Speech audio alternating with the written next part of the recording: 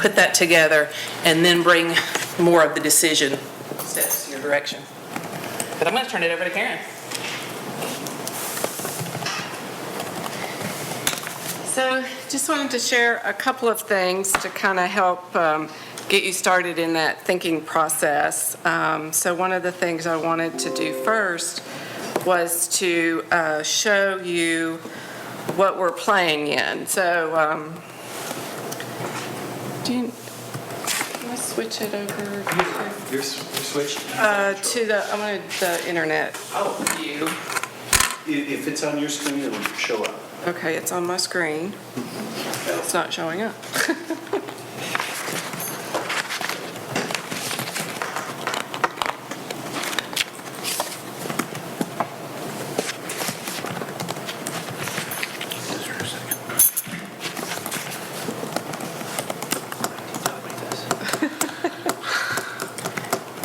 The quick fix everything, right?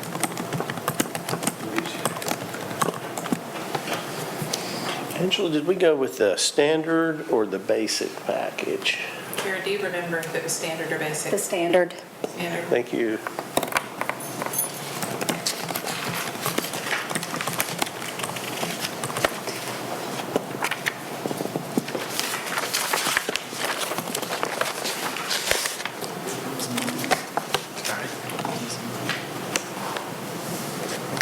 Give us just a minute. We'll get you going. There we go.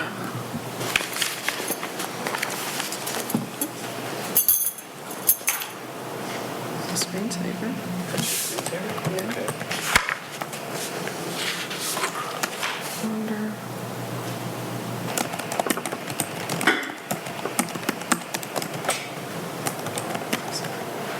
Did it come up?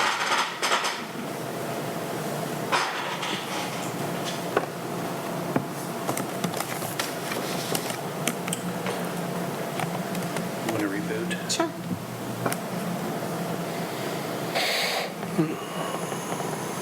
The best part about technology, right?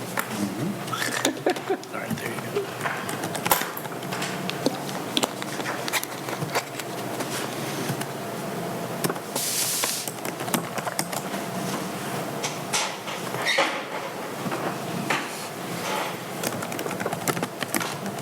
There you go. All right, so that's.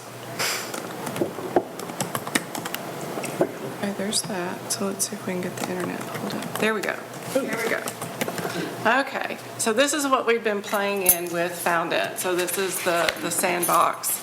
And so the nice part about this process is how they're walking us through everything. And so they have training modules that we get to complete.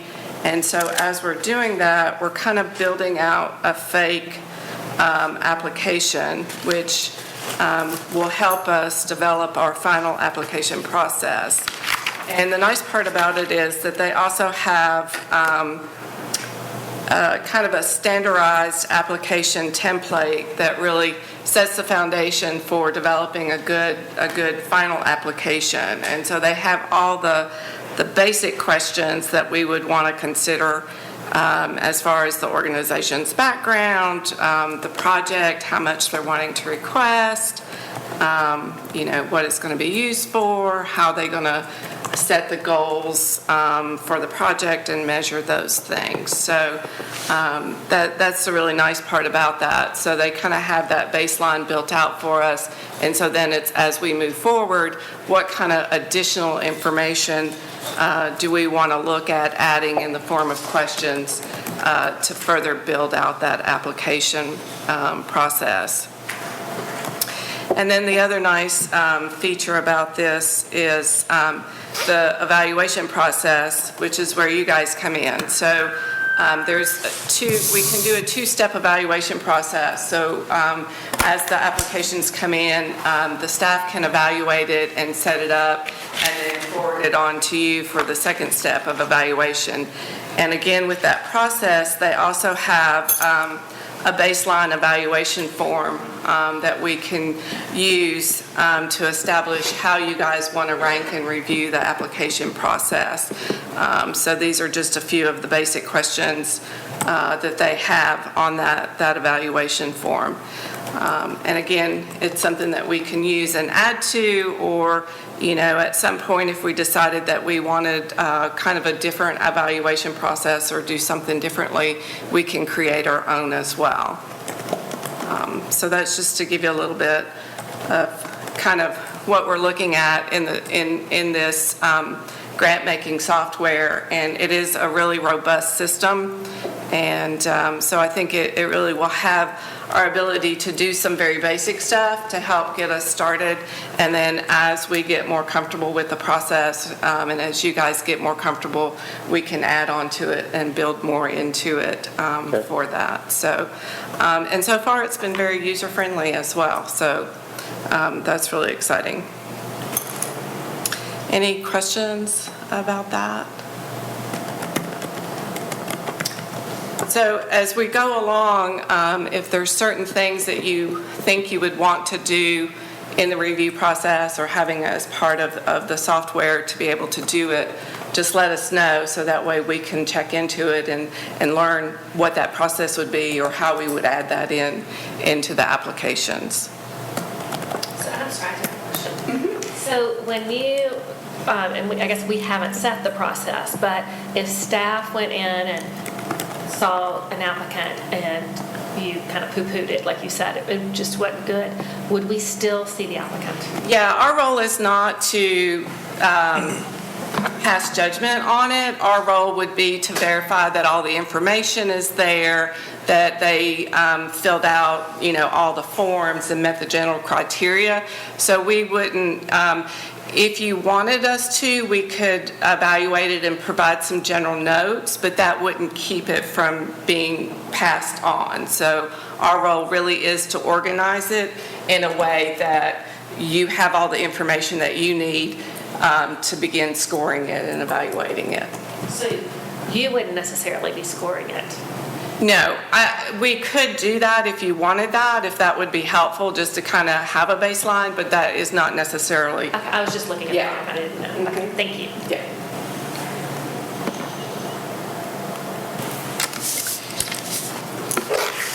So just to kind of walk you through a thought process on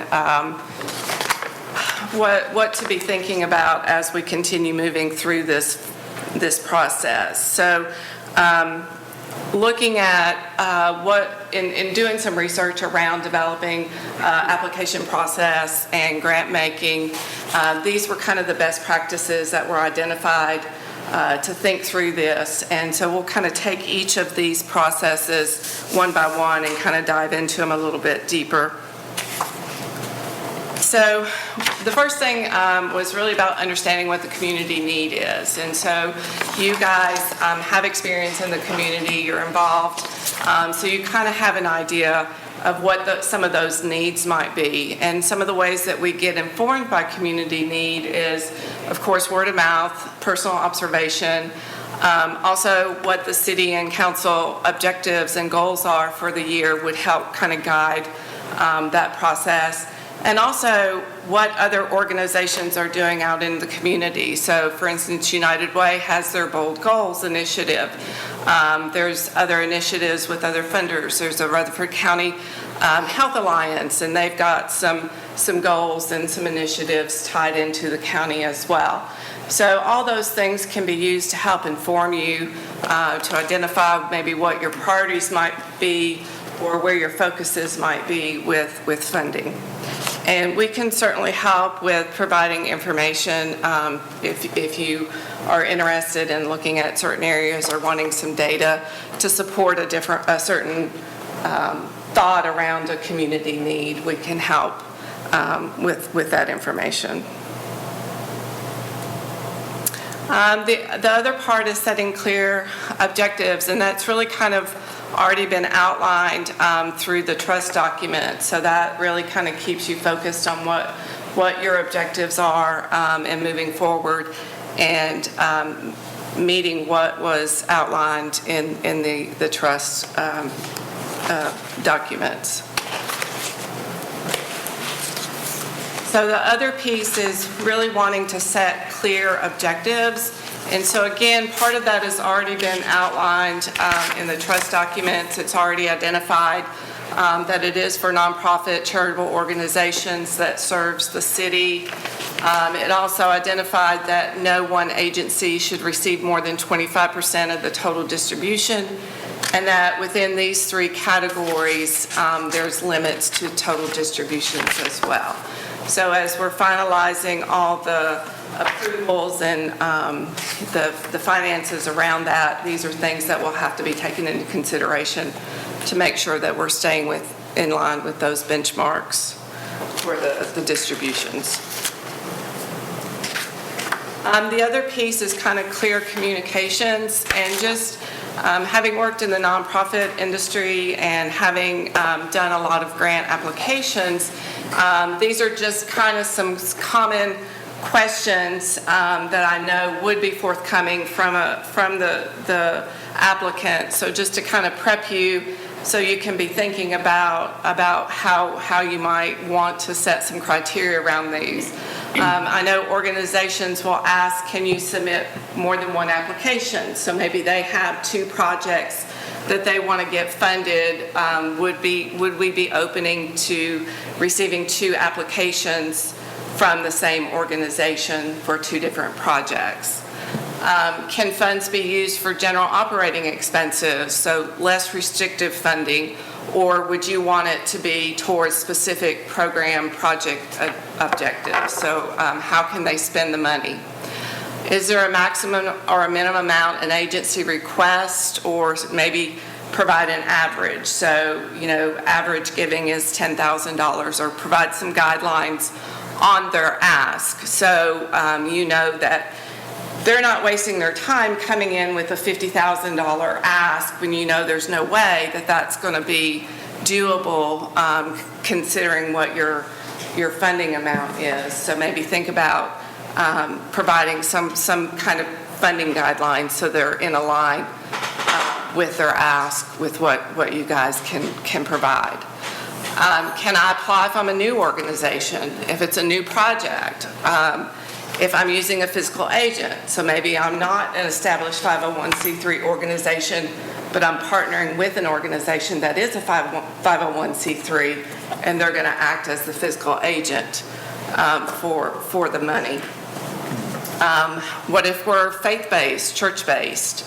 Does that make a difference?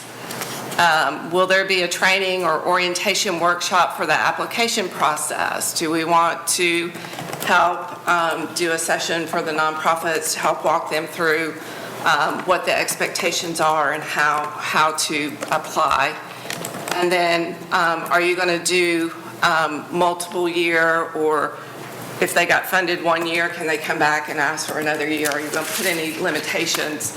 If they've been funded for 3 years in a row, they can't be funded again, or those type questions.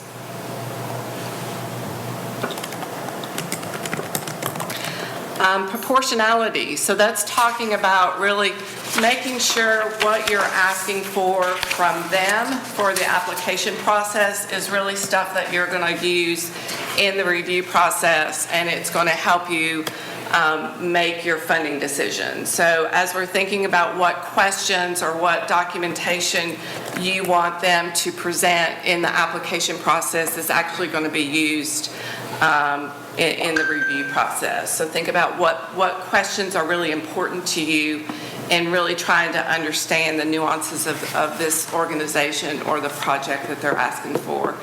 And we don't want to really ask for more than what we need. We also kind of want to make it proportional to the amount of funding. If I'm doing an application for a federal grant application and I know I'm going for $1 million, I expect it to be pretty lengthy, and I expect it to be really time consuming on my part, and I know there's going to be a lot of information that I'm going to have to provide. If I'm doing it for a $10,000 request, I know it's not going to be at the same proportion. So we have to keep that in mind as well. Also, ensuring that you leave yourself some wiggle room. So you don't want to be too stringent on your guidelines, that it doesn't allow you some flexibility to make some changes down the road, or to, provide some other changes within the process. So you don't, sometimes organizations or funding agencies might look at it based on the number of grants that they want to give versus the amount. Maybe they're looking at how much they want to give. Do they want to do small grants, so that they're looking at funding, $5,000 or less? Are they looking at mid-sized grants? Are they looking at large grants of $25,000 and over? So quantity, quality, those types of considerations. So really kind of what's your funding level? And I think in deciding what your minimum amount of funding is going to be, it should be relevant to impact as well. So if you're giving out, $1,000 grants to a lot of organization, does that really create the community impact that you're looking for in the long run for the use of these funds?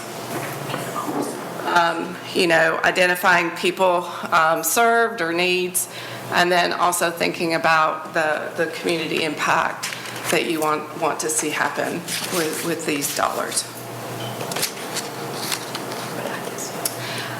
The other part of best practices is looking at monitoring and reporting, and that's internal as well as external. So it's external to the nonprofit organizations, providing reports and data on what their money did in the community, as well as internally utilizing that information, as well as kind of doing some self-assessing to determine, do we need to do some things differently or improve our process, or how that funding year went, and do we need to change how we inform or design our application process. And then monitoring and reporting also gives you an opportunity to strengthen your relationship with the organizations that are being funded as well, and then can be utilized for the trust to be able to show what good they're doing in the community as well. And when you're thinking about success, there's a lot of different ways that you can look at it. You can look at it from the aspect of, do you really want the organizations to provide candid, honest feedback? So does that mean even if things aren't going well, that you want to hear that and you want to give them, work with them to be able to adjust that? Or, if you funded an organization for a certain project, and for whatever reason that project wasn't carried out to capacity, or they couldn't do it, how does that affect your funding decision moving forward? So how do you really want to look at honest, candid feedback, and how important and vital is that in your overall grant-making decisions and process? Good stories, really seeing those human interest pieces, so really learning how the money is being impacted, or how it's impacting individuals, and what those good stories might be. Short-term versus long-term outcomes. How has the impact improved? Better outcomes and capacity. So all those things can kind of weigh into identifying a successful grant-making process, as well as successful grants that really made a difference in the community. The other process or best practices is about a payment system. So we want to make sure that we do have a timely award announcement, efficient award distribution process, which means, having agreements in place, and then a process for them to receive their money. And then, what type of organizational documents do you want from them to show the use of the funds? And then how do we identify if those funds aren't being used to the way that they said they would be used? How do we have a way to ensure that we can recoup those funds back if we need to ask that, if they're not meeting their agreement? So that brings us to kind of where we are with our next steps and how we want to manage out the ensuing days and months to move this forward.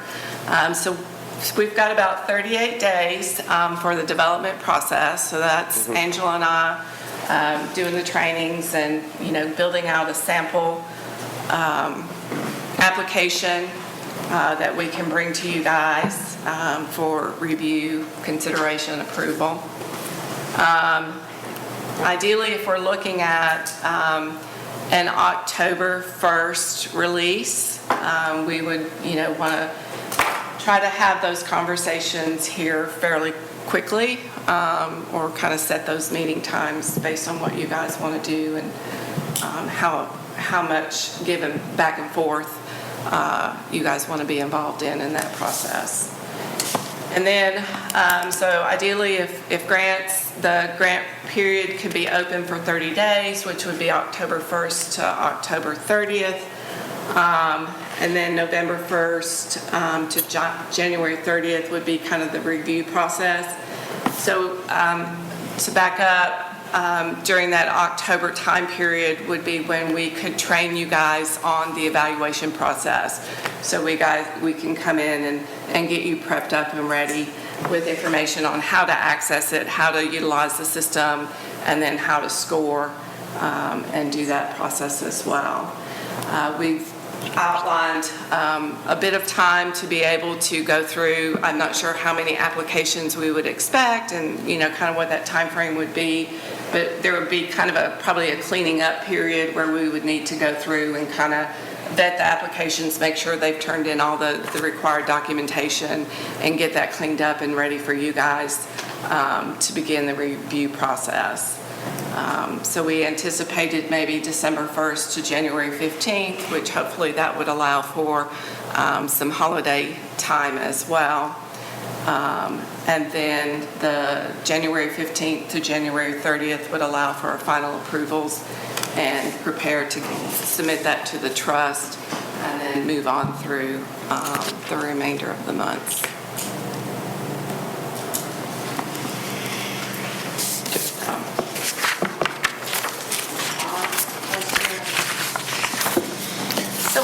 So the January 15th through the 30th for the trust, preparing for trust approval, like, how would that?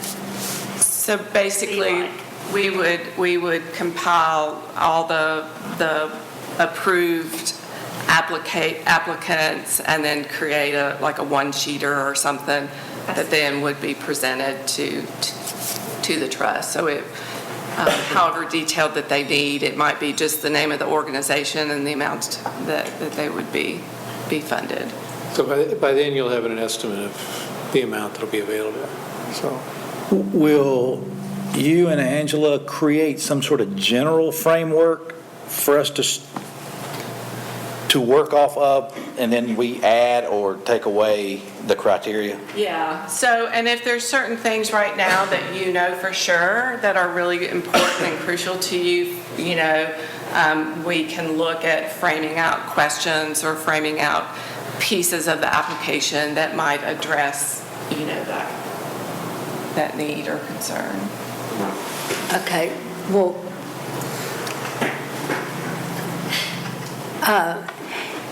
so let's go back, because you put all these dates up here, and they've kind of gotten pushed back a little bit, right? Because we first said September, I think, and all. So say I want project transformation to apply. Mm-hmm. When would I tell project transformation to? So we would probably,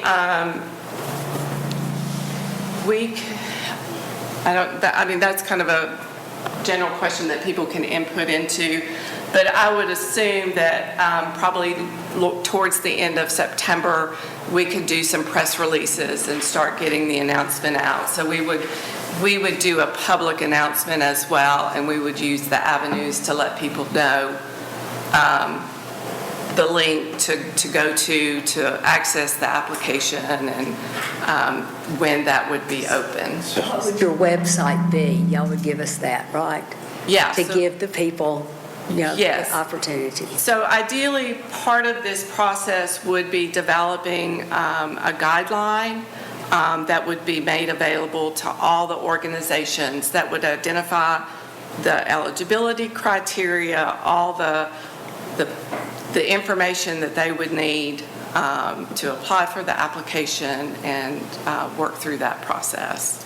Let me add, if I could, Mr. Browning, sitting over here in the corner, he's our public information officer, does press releases, can really help make sure that that information is widespread. We've also got contacts, every nonprofit that we have interacted with in the past, all of their information.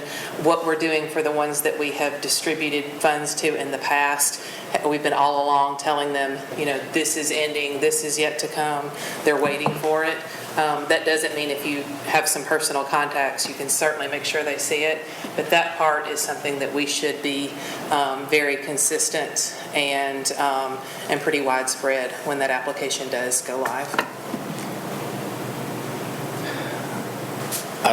I think it's going to be, looking at October, Makes you it's nervous, August. doesn't it? We need to be having some criteria. It's going to take a while to go with this many people to all agree on who we think is going to get this money. I don't know how quick we can get something to look at and start, like tomorrow? Can we get it tomorrow? Well, if I might, I've got a zillion questions here, but you've got your organizations that are established, that have been here forever, that do a hell of a job serving this community, and they're going to want money for their general fund. Then you got startups that are looking for a break. Then you got organizations that have projects. We're going to need to know how we're going to do this, and then.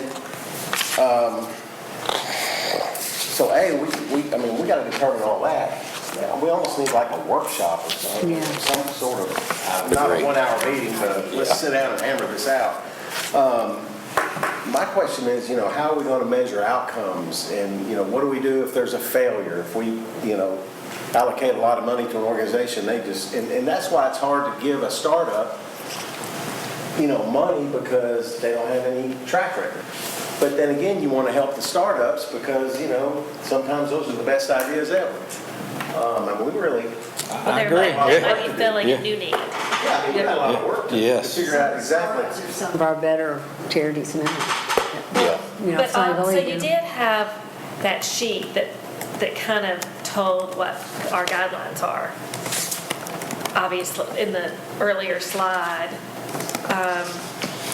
that we could take a lot of words out that would help us focus on what we can, I guess it was the mission sheet. Proportionality? No, it was not proportional, it was, I think all that's the trust document. it's in the trust document, but Oh, gotcha. we're gonna need that, can be broken down seriously, Yeah. for us to, for our focus, and maybe we can't prioritize these needs, can we?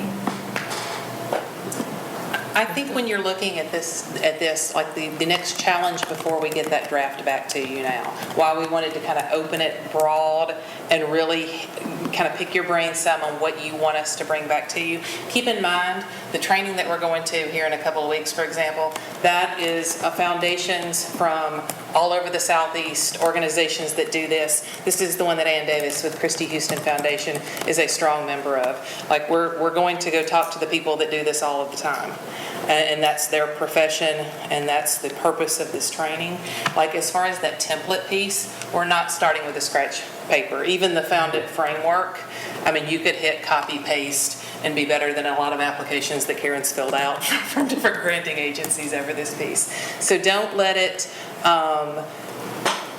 be as if this is a blank sheet of paper, but tell us, some of those things as far as what you want us to come back with information. Like, I'll give you an example. One of the questions when we were looking through some of these pieces, for me, was the faith-based organizations. And Karen gave me some good research on kind of how that works, on what, like how HUD defines that, and saying, okay, we're not discriminating because you are faith-based, but the funding can't be used for these things, it can be used for these things. And so a lot of that, organizations have already been addressing that and doing these things. So we're going to get you a lot more detailed information. And I agree on the workshop, on that piece with the dates, like the stars beside it. That's what I want us to set our next meetings based off of those stars, so that we can, because those are the actions that this group needs to be ready to take. So really digging into some of that application piece. I can, just a quick example, I hate to interrupt you, but, so I was on the board of the Discovery House. It was just a little two-man show over at a house off of Main, and now look what it turned into. The kids from all over the southeast come to this thing. You did a good job. But also, I was on the board of, for years of the Boys and Girls Club, and we went to, regional meetings, and you talk to these other Boys and Girls Clubs, and where do you get all your funding? Well, the city of, Morristown gives us 80% of our funds. And so you're going to have everybody's going to come, and I think we need to hire probably a facilitator, have a workshop, and take 2 or 3 hours, don't you think, Sharon? I would love to have that, and some sort of framework from Christie Houston Foundation or whatever. Look at their criteria so we have something to, Christie Houston's a piece of cake, it's bricks and mortar. Yeah. Come to them with a project. Oh, I've just been before anything that twice, would be they're not relevant things. that we could look at to start with. You bet. I mean, I'm like Wade, though. I would like to have a workshop because I want to know exactly that I am telling people correctly. I mean, I've had 4 organizations, Project Transformation, Journey Home, which y'all might already, give, I think. But let's see, there was another one. I mean, they want to know exactly when to jump because they know that they're not getting the funding as they used to get it. Correct. So, those questions are important to me. Well, is this, so once we do have our timeline, is that something that we publicize? Of course. Like, right, I mean, Website. like, from the get-go, not just, All you have to, right, like, as soon as we have the timeline for each stage of it. Yes. Yeah. So right now, to tell organizations like Project Transformation, they want to know, what do you think we're... Yeah, so I think what's really important to tell nonprofits, and this is what I've been telling them, is that the application will come out in the fall. You can tell them tentatively October, but they need to know that the project start timeframe is for July 1st through June 30th. Right. So that's really important for them to know, that even though this is a fall application process, those funds won't be made available to them to start the project. July. Yeah, July 1st. Have a free application. If you're a local nonprofit organization and your paperwork's all in, please contact the city and go to the website and enter so when the time comes, you'll be on the list for all of the information that's sent out. And try to eliminate somebody getting skipped over or missed, Or like, you didn't tell me when this was or something. and then have the actual application come out at a later time, for them to then go fill out. But at least they're on the list and they'll be getting fed information as we come up with it. well, we do a lot of community outreach for a lot of different organizations. And so, we have the media channels. We have several media channels. We have a good reach into the nonprofit community. So, you guys they're already talking to them. So we'll get it out. We'll get it out on the website. We'll get it out on all the social media. We'll do everything. And you'll still have people come and say, well, we didn't know. And so yes, we know, and we'll do multiple channels. We always do. And there's inevitably somebody that says no. So I think that one of the important things to realize too, I think the workshop's a good idea. We can set up a workshop and have the committee come in and talk through some of the things that we are. You are going to be restricted in some areas. So I think you're going to be eliminating quite a few of what you may think is going to show up. We can't fund organizations that aren't operating year-round. So we can't fund events. So, take out all the events that just show up. You have restrictions on how much can go to education, how much can go to community safety, health-related services. I think there's a question about prioritizing this. I think that's fine. I mean, you can prioritize the way you want to do it, but, you'll hit those break points at some point where you can't fund more than a certain amount to that certain type of activity. And then, you're restricted, you can't give more than 25% to any one organization. So there's multiple criteria that will start to break down the numbers that come in. I know there's a question early on about what staff would do and what staff want to do. It's not unlikely, so it's likely that we will get applications that just don't fit criteria, that we can't even legally fund or anything. I think those would be best taken off the table. So staff can do that. They just don't fit the model that we're going to go to. So that leaves then just the committee looking at ones that do qualify from a legal standpoint or that fit the criteria of what we do.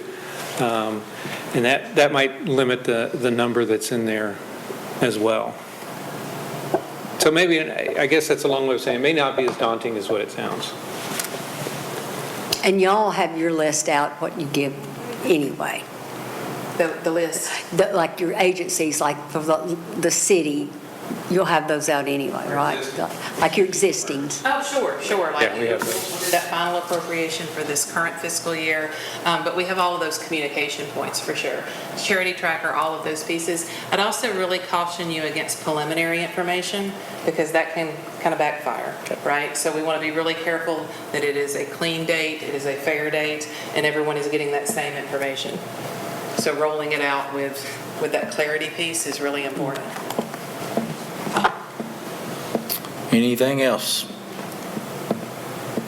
We do, which we can get into this under other business on setting a workshop too, I think. We need to work that out with y'all because we obviously need some information to work on. Yes, you bet. So, update on the trustees meeting. Trustees met just a couple weeks ago. So they're in the process right now of hiring an outsourced or chief investment officer so that the funds that are available in the trust can be invested in the right process. We have a consultant now. RFPs have been sent out. There were seven investment advisors that were identified as potential ones that would serve our level of the market and our anticipated level of where we'll be. So all 7 of those have the RFP. Their RFPs will be due, I think, the end of September or October. We're struggling right now to set a meeting in October for preliminary review, and then the trustees, when they get ready to interview, will interview 2 or 3, and they'll have like a 5-hour meeting to really dig in with the 2 or 3 that they identify that they want to potentially go forward with. So that should happen in the November timeframe. At the first of the year sometime is when it's targeted to have an OCIO on board and starting to look at the investments where we would go. Okay. Financial update? Well, let me ask a question. When we start on November 1st trying to allocate funds, do we have, from the committee, do we have a fixed amount at that time? You'll have an estimate. We'll have a general We'll estimate. work from that. Yeah, because, there'll be some interest earned. It's a percentage, so we have to, on January the 1st, we'll know what the percentage is, because on December 31st, we'll know what the balance of the trust is. So somewhere around the first of the year, then you'll have a more hard certain number, but you'll have generally a working number. Okay, so we're not working with a percent, trying to give, 5% and 6%. We're going to have actual numbers. Because Well, you'll have a number of what's pool. available, and then there'll be some level that can be Excellent. be done on each type of thing. So right now, from a financial standpoint, it's 51.5 in round numbers that is in the trust, and that's invested and earning interest right now. And like I said, until we get our OCIO set up, it's in very conservative funds and earning a decent rate, because conservative investments are earning a decent rate right now. Much better than they were several months ago. But the real investment opportunities will come after the first of the year. Yeah. Hopefully, investment opportunities stay positive. We'll see. Other business, I think we need to figure out the workshop. What kind of time frame for y'all to get us enough information to have a workshop? We're ready. You ready? Okay. Yeah, we just, the workshop has to be advertised. What's our minimum time to turn around the advertisement? We usually shoot for a minimum of a week, but, I mean, it's not, Yeah. it's, Does the workshop have to be public? Yeah. Really? everything this organization, unless you're being sued, everything that this committee does is public. Yeah. I don't want it to be counterproductive because you're having Yeah. to stop and. Yeah. It doesn't mean that they can be interrupted by the public. Okay. It just, Okay, got it. Just observe. it's an open meeting. It doesn't mean that the public has a right to speak at the meeting. Right to hear, not to speak. Yeah. Clarified. Our training in Atlanta is the 22nd through 24th. So if we could, we can do this workshop before then, and we're ready to do that if you would like. If you wanted to wait until the week of the 28th. I think it would be 28th of- beneficial after you go to that meeting, Right. don't y'all? I mean, it's, We're what do y'all? gonna, we've got a draft ready to go now. That's going to really help us have a lot more information to guide you in that, in really getting Okay. to it. 28th of August. Right, so if we said like the 29th, 30th, or 31st, maybe somewhere in there. Do you guys have a facilitator that can run these meetings and keep everything on track? And Angela is an excellent facilitator of discussions. you're hired. I'm happy to do it. I'm also happy to find somebody that would be better, but we can Okay, certainly. no, that's, We can It's Dodge. I'm going to be that person. No, I'm with you, to stay on task, or we'll be here all day and never, Yes. and never get to some answers, because there really are some key decisions to this. I want to reemphasize again, there are organizations that do this a lot. It's new to this group. It is not a brand-new concept that you're creating from scratch. We're gonna get there, I truly believe, quicker than you think. Would it be helpful if I found some foundations that have some really good, solid grant guidelines that I think are pretty good, and send you those links for you to look at to see, kind of to get an idea of what a grant guideline looks like and what information is contained in it? Yes, Okay. especially before the workshop, and then I think it'd be more. I think one thing may be helpful, and I'll offer this, and the committee can decide if they want to do it or not, is that we can take a look at those, look at our parameters that are set, and draft what'd you call it, grant-making guidelines? Draft some guidelines for the committee then to work from, not, but give you a baseline to work from and make any changes you want from there, if you like. I like it. I'll add also, when you feel strongly about something, we can set the guidelines to certain parameters, but keep in mind, you've still got the scoring option. For example, with that startup piece, if our guidelines are that an organization has to be in existence for 2 to 5 years, and you feel strongly you want an established group, you can score based on that mark without coming to a absolute consensus with this group. I like it. What's Tuesday the 29th? Let me ask you a question. Does anybody, I can't remember when John's going to be back? I think He's gone for back, like 3 months or It should be something. soon. It's I got to mean, be I pretty think- soon. Is he back? I think he was going to start back in August, so this is August. Oh, is it? Oh, time I would flies. think Okay. it's pretty close, because it's been, It's been gone since May. yeah. Yeah, so we'll work with him, Yeah. whatever date we get, to make sure that he can participate. I'm good all during the day until like after school time on the 29th, but I'm all good Yeah. all day long on the 30th. The 30th or the 29th? I'm good either day. Tuesday, 29th, 30th, Ronnie? 29th is better for me. Okay. 29th's better for me. You're running it. What time do you want to start it? Y'all want a 10 to 2? Is that too long? What's that? 10 to 2? Box lunches? Are you serving wine? Hot lunch is supposed to. Sorry? Are you serving wine? It's 29th, is that what we said? 29th, 10. 29th, 10 to 2, workshop, right here. Okay. Mark Jeff? I think that's good before We're checking on the fall radio break. bars. Hang on, let's see what Chad No, says. no, August, August 29th. August 29th. August 29th, yeah, 10 to 2. I thought you were going to like June. And do you all want to set the How did I next do that to meeting now as 20? well? We can, because even if we had to move it like we did last time, at least we have it on our calendar. Oh, fun. Huh? What'd you say, Carl? Set the next meeting too, even if Yeah. for some reason it had to We have move. we need to set a bunch of next meetings. Yeah. So that's going to be the 29th.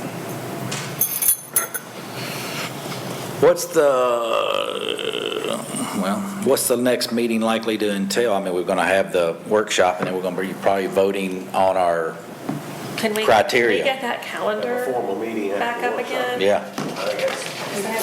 It's fresh on the mind. Hopefully not yours. yeah, Look, yeah. it's on the back page. It's on the back page. Okay. What is it you're looking for? I was looking for a calendar because we have all these dates to prepare for. After the workshop. We have the slide with what is the next action needed? We need to vote to finalize the application, obviously before the go live date. Yeah, so if we're going live October 1st and you want to give, depending on how much advertisement time you want to give, so if you want to give 2 weeks, that would be around September 15th. So you probably don't want to go any later than around, 15th, 20th, somewhere around that time frame. What's the 15th? What about the 12th? Thursday? Yeah, let's see here. Friday.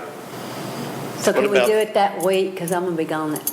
Yeah, I propose 13th, it's a Wednesday, 3 o'clock. What's the I won't be What are 13th? we doing? Town. September? We're talking about September Yeah. 12th? Can we do the 12th?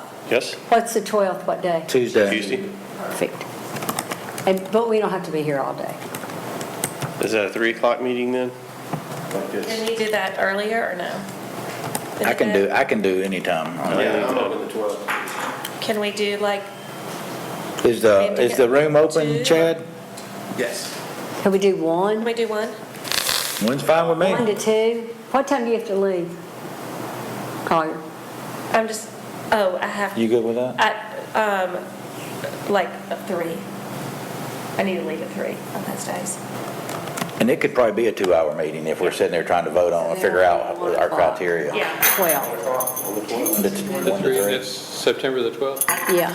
Okay, September 12th, 1 to whenever. Okay, when to- 1 to get it done. Okay. Will we need one later?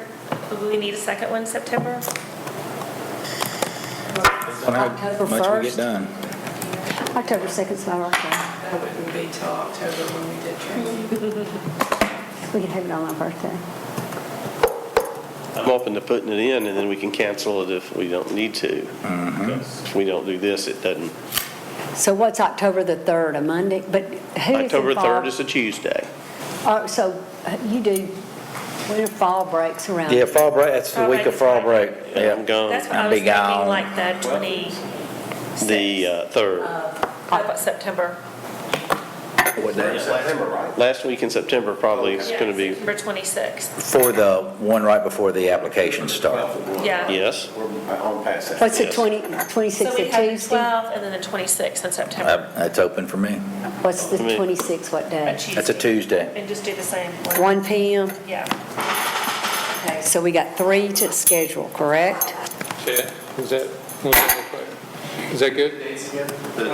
29th. 26th? 29th Oh, 29th are we on? of August. I'm doing the Oh, first, oh, 29th, 12th and and 26th. the 26th. think we're good. 1, and the one in August, 10 to 2, correct? August is 10 to 2. The other meetings, 12th and 26th, are 1 1 to o'clock. 2 or 1 to 3, whatever it's going to take to get them done.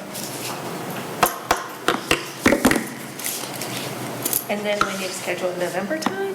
Because in October, we'd already have a application. I don't know that we got to schedule that one right now. October would be the time period that we would want to try and train you on the evaluation process, so anytime in that In October, October, yeah. so we'd have to do it at the end, because your fall break's what, 2 weeks? It's just 1 week. Well, for some, it's 2. Providence has 2. With that training, we've got a training center that has computers all in the same room, so it can't, a lot of it's going to be, like really digging into the software, but it has to be an in-person meeting. So if we could set that up at our city's training center so that we can all be on computers and actually interacting in the city Yeah. box In October. in October.